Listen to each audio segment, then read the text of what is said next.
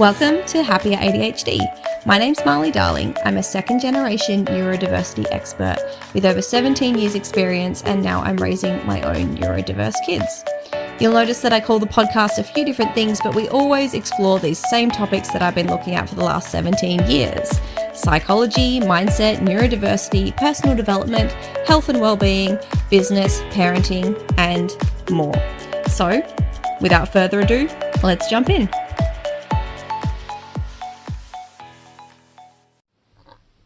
Hello and welcome to another episode of ADHD Energy Empress with me, Marley Darling, an ADHDer who's on the autism spectrum, single parent raising two kids who are neurodiverse just like me. And I've spent 17 years studying psychology, neuroscience, neurodiversity, and personal development. So this week on my mind is doing things without the internal stress. I made some observations this week on myself and prepping for the camp that we went on, and I realized once I was at the camp, I could have done all the same actions without being quite so stressed about it, which does take practice because I haven't done a lot of camping. Preparing to go away for travel does tend to stress me out, but the more I do it, the more I know what to expect, the more I feel prepared and ready, and that experience changes my mindset through action. And once I was at camp, I realized that all the preparation is worth it. It's for this beautiful experience that I got to have, or we got to have. But I also observed other people. I saw the camp coordinator. She was really stressed. She was quite negative. She was saying she wasn't going to do the coordinating the camp. She's not sure she wants to do it next year. And there was a lot of negative beliefs coming out of her mouth. And that made me think about how coordinating things can be a stressful experience, but does it have to be? Do the actions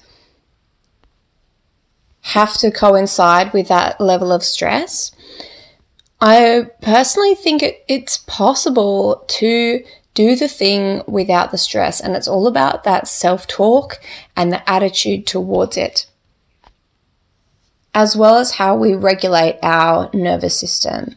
So that's what I've been thinking about, that it's sad that people create this negative experience for themselves when essentially we get to choose. And it's not just choosing like, oh, I'm going to choose to be happy, but it's choosing through finding that better feeling thought, the more positive thought, or how to rewire the beliefs, or just find a reframe, a different way of framing something. And of course, learning strategies for our nervous system and strategies to help negate the stress, to do things in a less stressful way. So for example, with packing for camp, I'm going to talk about a little hack in the hack section soon that can help practically reduce the stress as well. So that's what's been on my mind about how we can change that internal experience and achieve the same outcome. It's the same process as well, but the whole process becomes more pleasant to go through and can be enjoyable as well. And then we can appreciate every aspect of it. The breakthrough for this week is related to that. Getting ready to go on this camp. The whole week leading up to it, I spoke about it in the last episode. It was weighing on me quite a bit, but I'm happy to say that the more I got ready, the less stressed I felt. And when I had everything prepared in the spot near the door ready to pack, that felt even better. When I had the car mostly packed, that felt even better. And then on the morning of the camp, I was in a good mood and I had a good attitude. And I actually slept through my alarm, but I still jumped in the shower because I wanted to shower before camp, even though we had to leave early. And we managed to leave about 10 minutes after I had intended, and I had to stop at the shop as well because we had run out of cucumbers, bananas and bread, which are some great staples in our family. But I did it without being stressed. I just thought, okay, we'll be there when we're there, and we had an hour time frame. We had to be there between 10 and 11 in the morning, and I spoke about strategies to arrive somewhere on time and how it's really hard to pinpoint an actual time, and that can make us really stressed, and it can make us be late because we also don't want to be early, and that creating a bigger window and aiming to be there half an hour before can be helpful. So I found that hour time frame was really great because I aimed to be there at 10, but I kind of had a bit of a buffer. As long as we were there before 10:30, I was going to be happy. Anything after 10:30 was starting to get on the late side of things, and 11 o'clock was the cutoff when we would be told, you are late. So that hour window was really helpful, and that might be something to consider with strategies to get places on time as well. So I had that good attitude. We went to the shop and then we were on our way. I listened to a podcast on the way. The kids did their own thing on their tablets. They were meant to be doing audiobooks. I did find my daughter was playing a game. Choose what you want to allow your kids to do with stuff like that. Sometimes I like letting them have gaming time in the car as their gaming time, because when we're not in the car, it's good to do other things. But I'm switching that around a little bit because we have had a lot of tech time recently, and I also want them to have a camp experience that doesn't rely on tech. So anyway, that's another story, I guess. We did mostly not have tech, but it did creep in just a little bit.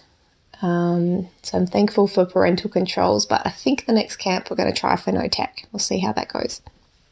It was meant to only be for the drive to survive that, but finding that balance between striving for values but also meeting everyone's needs and not creating unnecessary battles, because we did a 4-day camp and that's something we've never done before. That is a huge breakthrough. And circling back around to that breakthrough I was just talking about, we got there on time. We got there about 10 minutes after 10, maybe not even. So it took less time than I thought. I think Google said it would take an hour and 50 minutes, and that's exactly what it took. But I usually don't trust what Google said. Things sometimes take a little bit extra. But it was great. I'm so happy that we got to be there on time and that I got to embody that tortoise attitude. My word of the year is tortoise. Just let things be slower and take their time. And as long as we're progressing towards the thing that we want, towards the outcome that we want, then all is good. And I'm going to tell a story in the questions and story section about time and attitude and switching that mindset up a little bit. The struggle for this week was camp related. Everything this week has been camp related. It was mornings at camp. I had tired kids. They were in a new and different place. There were lots of emotions. The first morning was one kid. The next morning was the other kid. And that was tricky to have, a whole hour of struggling, tantruming child in a public place. But the way I managed that is by getting space. So I think I managed fairly well. I just took space. I stepped outside of the tiny little cabin dorm. And what was good about that is I was outside immediately. So I could be close, but still have that nice and calming space of being outside and being in nature amongst the trees. And I just tried to walk that line between setting boundaries and expectations with the kids, saying that, it's okay to have emotions, but we need to manage them, and trying to help them through whatever the issue was. So one of the issues at one point was particular socks, but the real issue underlying that was the dysregulated nervous system. But we got through. For the most part, it was good. There were a few, when I was setting those boundaries, there were a few things that kind of bordered on making threats. So the boundary was, okay, if this is how it's going to be at camp and if we can't manage these emotions, I'm not sure I can manage taking us on more camps. The line where it kind of pushed a little bit more into threats was saying that they possibly wouldn't be welcome on camps. It's not pleasant for other people when they are yelling and expressing their emotions in that way. That is true, but it's also not helpful to say in the moment. Even me setting the boundary is possibly not helpful, because if people are having emotions, it doesn't help to say, okay, well, don't have this emotion for my sake, but just reminding them at the same time that it's fine to have emotions. We've just got to cope with them and manage them in certain ways, and then focus on solving the problem at hand. So it wasn't too bad, but that was the struggle this week. So the hack of this week, like I mentioned, it's camping related, and it's a practical one to help negate the stress a little bit. It's having prep lists and go bags. So a prep list is a list of all the things you need to take. So for example, on camp. But what I've tended to do is write these every time, and that means rethinking the same things every time. It's a lot of mental load and executive functioning. So if you've done it before, you know what you need, you can write it down, you can laminate it, you could have check boxes for yourself, check boxes for your kids to pack the things that they need. Everyone can have their own list of this thing. And you can have these for different situations as well. I'm just going to chat about go bags for a little second, and then I'll say the different situations that they're good for. So a go bag is when you have all the things you need stored in a bag or a tub or something like that. They're all in the one spot already, so you don't have to prep different things. I probably couldn't do this for camp, because with camp you need all the camp stuff, you need medicines and supplies, you need food, you need clothes, so that they're kind of spread out a bit more. But other situations, like the beach or the snow, you can have the things in the same place. So I used to store our bathers. Everyone would have their bathers in their own cupboard. And I realized that meant every time we wanted to go swimming, we had to collect them each from our own cupboard. But now I have a tub. It's a bit scrappy at the moment, but it's getting there. I want to refine it a little bit. But we have all the swimming stuff in the same spot. The swim hats, the bathers, the wetsuits. Don't have the swim vests and life jackets in that spot at the moment because it's not quite big enough. So there's a few spots we still need to go to. But you can have it all in the one spot, ready to grab and go, which just minimizes that stress a lot. And if you live near the beach like me, or you live near whatever activity it is, if it's an activity you do often, is what I'm trying to say, then it's really handy to have these go bags. So I mentioned the beach and the snow and camping, but it really could be for anything, like picnics if you do them often, or sleepovers, or you could even have a birthday stash with birthday cards, wrapping paper, and kind of, I don't want to say generic presents, but generic presents in the same spot. So you could go and just grab and go, or you could have like a self-care basket for yourself, or for if there's ever a friend in need. You could have an illness basket. There's probably a better way you could word that, but for if you become unwell, where it has the medicine, thermometer, certain foods you might need during that time. A self-care basket might have chocolates, a favourite movie, a face mask, nice soaps or bath bombs, candles, a cozy blanket even. So you can be really creative with this hack and use it in all different ways. But for me, the most pressing one personally is that camping, because I've got a few more camps coming up. So having a prep list and adding onto it. Now I've got a few more things I know that we need to take, so I'm going to make an updated prep list and just keep looking at the same one rather than doing that thinking again and again each time. So now on to the story about trying to get places on time. we can put a lot of time pressure on ourselves, and some things it's really important. I believe it's really important to have integrity and respect people's time.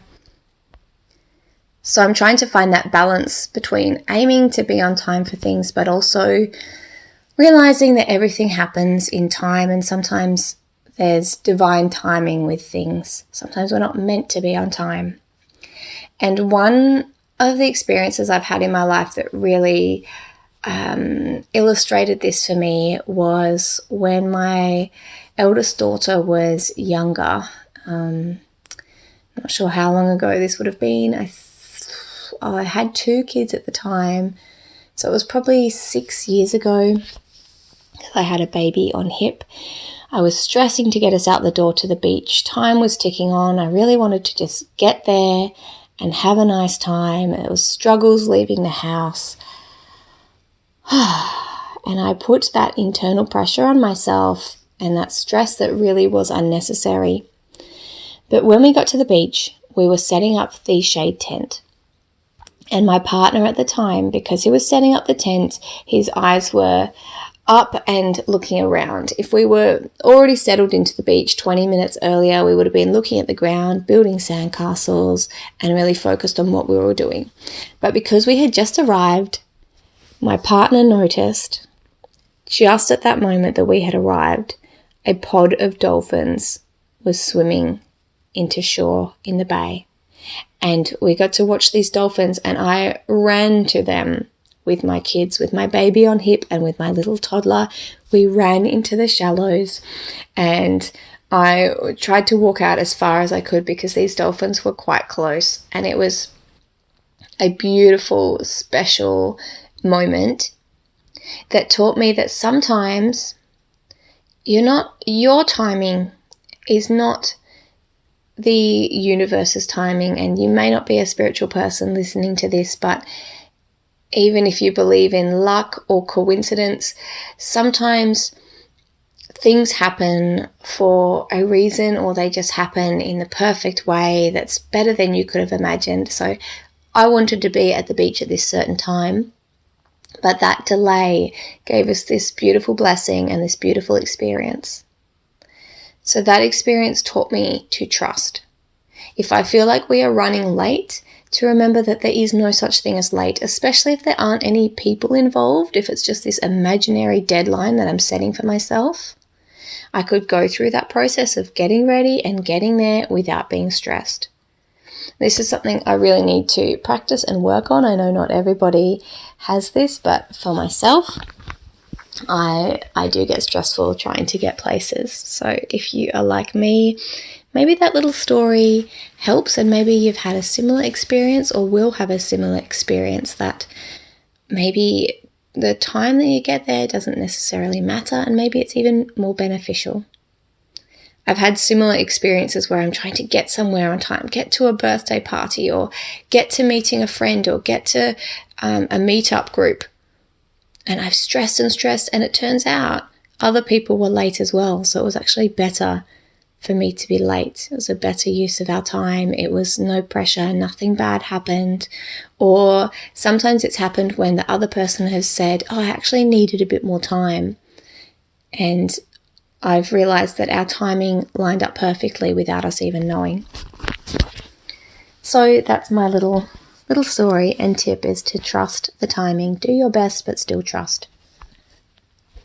Time for life check-in now, and in health, I'm getting back on the horse. Over the last few days, it's been really snacky food, and the only exercise has been walking. So today I did my sweat app resistance exercises, and I've planned a healthy meal for dinner.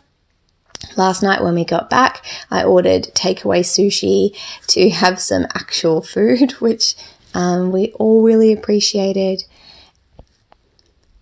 We did like having snacks while we were away, but a couple of days of that is enough. And having that takeaway on the night coming back really allowed me to have enough executive functioning to unpack the car, to change our bed sheets, which I realised it would be nice to do before we go away, to come back to fresh bed sheets.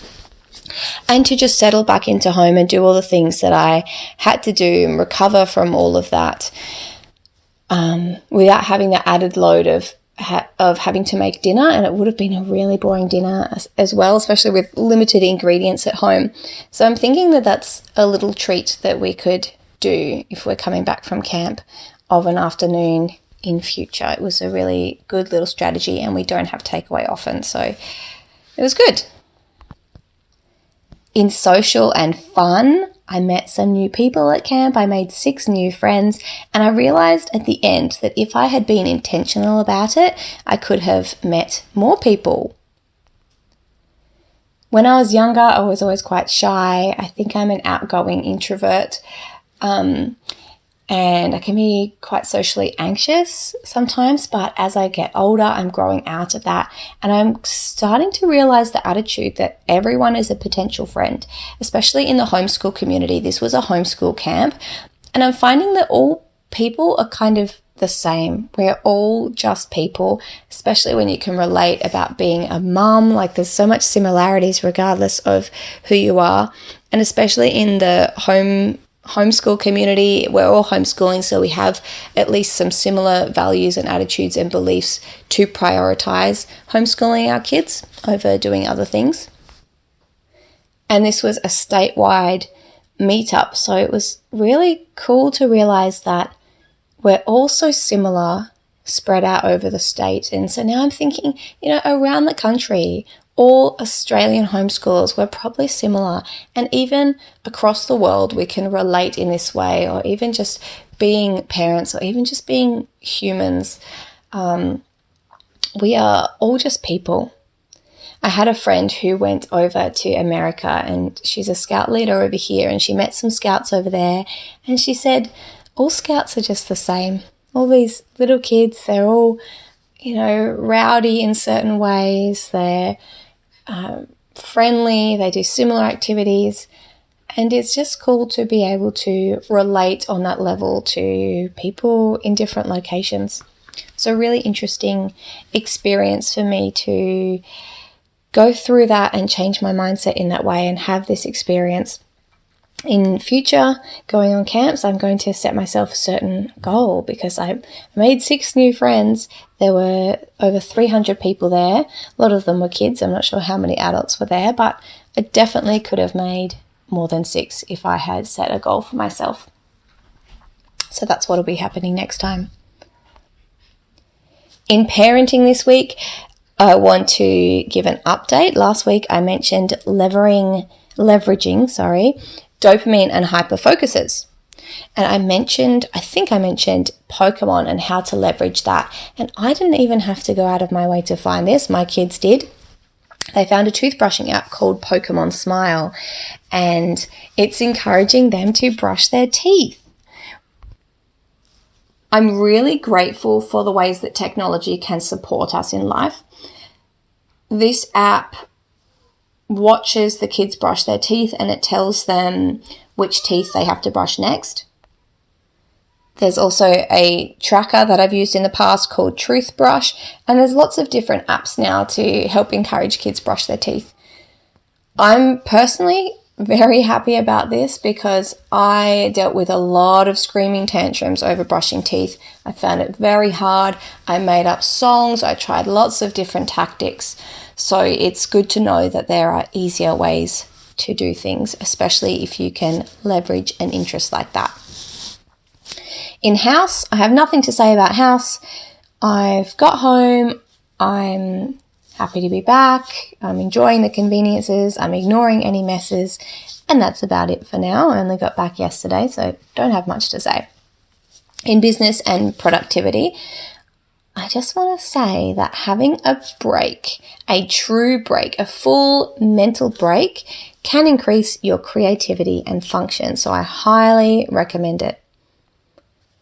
As long as you have a time frame to get back into something. So for example, this podcast, I'm recording it once a week, so I know that I am doing that. If you have a goal that can be done anytime, it's often done at no time. I find that the goals I've set for the year, I can easily put off because there's so much time in the year.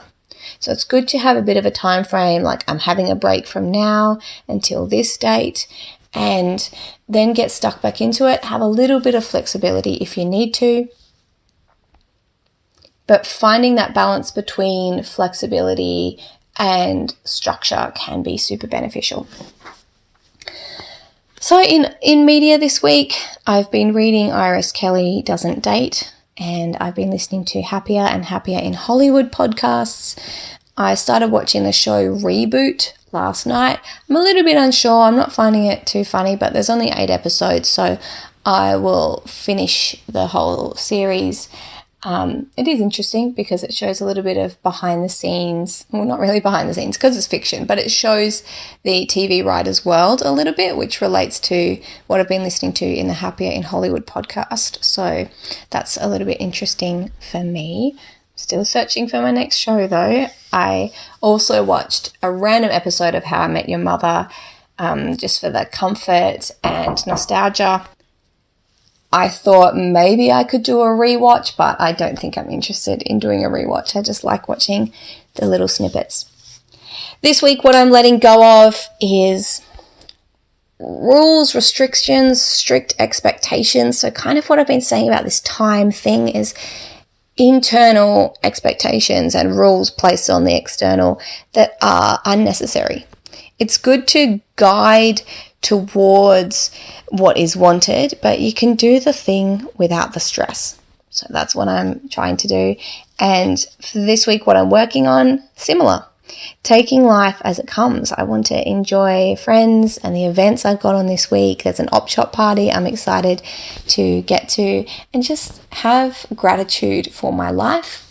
I think having the break and going away to camp and coming back makes it easier to come back with a fresh perspective.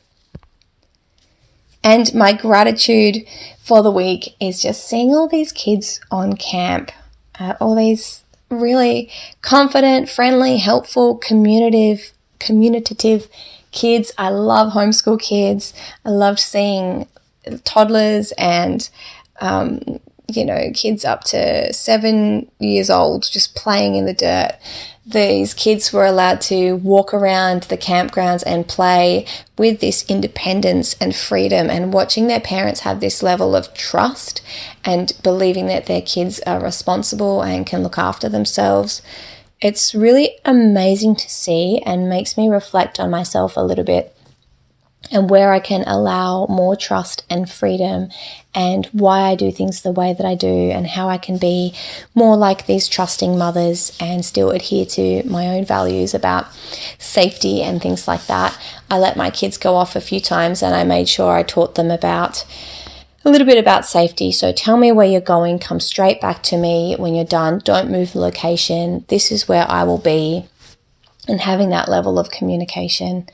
And it was great watching parents having trust in kids even younger than mine. I saw a 6-year-old looking after his younger siblings, and there were quite a few toddlers that had this free range away from their parents rather than helicopter parenting.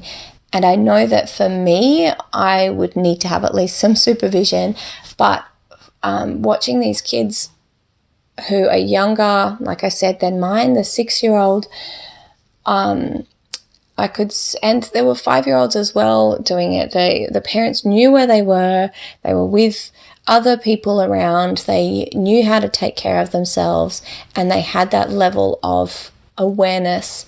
And yeah, it was just really cool to see that. Like I said, trust and freedom, and how you judge what children are ready for, and where is that boundary and that line between the trust and the safety, and not being overly anxious but not being too lax as well. So I just loved seeing, like I said, the freedom, the playing in the dirt, the campfires that we got to do, the playing, the bush playgrounds. It was all lots of fun, and it gave me some interesting thoughts. So that's the podcast for this week. I'll be back next week with some more thoughts. I'll let you know how the week goes and how I go letting go with those things. I hope you're enjoying listening to my personal growth as I suppose it is, as I slightly change my mindset and overcome certain limitations and find new hacks and strategies to share with you that may help in your life as well. Have a beautiful week, and I'll talk to you soon. So you've got neurodiverse kids in your life. You've probably noticed that they don't respond well to traditional parenting techniques or discipline or ways to get them motivated or to comply. Maybe you're tearing your hair out with stress and the same old struggles and fights and arguments every single day. Or perhaps you're feeling completely lost because you've tried absolutely everything and it just doesn't seem to work. These kids do not respond to behavior charts. They don't respond to power being asserted over them. What these kids need is something completely different. And what I'm going to suggest to you is you actually stop trying to change them. If you do what you've always done, you'll get what you've always got. And you cannot change these children. You cannot control their behavior.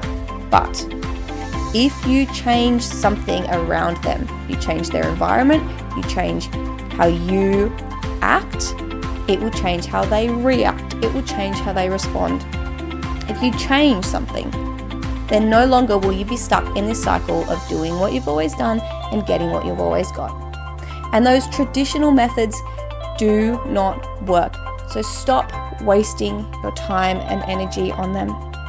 I know you're looking for a solution and you feel like it's just not possible anymore, but let me tell you, I was in the exact same boat, and then I realized what we need is to do something radically different. My approach is to change the environment around them and to change how you interact with them, and that will have the biggest impact.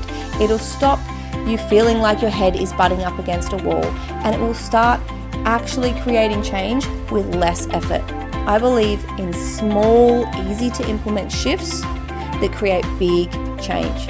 So if you're interested in seeing what I have to offer, head over to marleydarling.com, and I've got a free webinar there for you to check out, and then comprehensive programs that cover everything I've learned in over a decade of parenting neurodiverse kids, and also in being a neurodiverse person myself who's been studying neurodiversity for over 17 years. I'm here to help you. I'm here to give a different approach, and I wholeheartedly believe that we need a radically different approach to support these children, to empower them to live the best lives possible, and to give you a bit of a break as the parent. So head on over to marleydarling.com, where you can find some free resources and maybe check out my comprehensive programs if you're ready to see a massive difference in your life through just some small shifts. See you there.